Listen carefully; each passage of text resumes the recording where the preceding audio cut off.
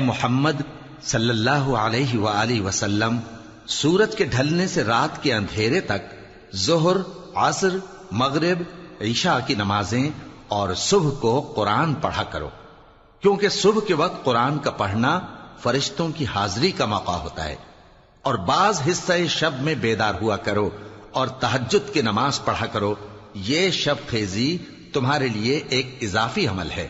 امید ہے کہ اللہ تم کو مقام محمود پر فائز فرمائے۔ اور کہو کہ اے پروردگار، مجھے مدینے میں اچھی طرح داخل کیجو اور مکے سے اچھی طرح نکالیو، اور اپنے ہاں سے زور و قوت کو میرا مددگار بنائیو، اور کہہ دو کہ حق آ گیا اور باطل نابود ہو گیا، بے شک باطل نابود ہونے والا ہے۔ اور ہم قرآن میں وہ چیز نازل کرتے ہیں جو مومنوں کے لیے شفا اور رحمت ہے، اور ظالموں کے حق میں تو اس سے نقصان ہی بڑھتا ہے۔ اور جب ہم انسان کو نعمت بخشتے ہیں تو روح گرداں ہو جاتا ہے اور پہلو پھیر لیتا ہے، اور جب اسے سختی پہنچتی ہے تو نا امید ہو جاتا ہے۔ کہہ دو کہ ہر شخص اپنے طریق کے مطابق عمل کرتا ہے، سو تمہارا پروردگار اس شخص سے خوب واقف ہے جو سب سے زیادہ سیدھے رستے پر ہے۔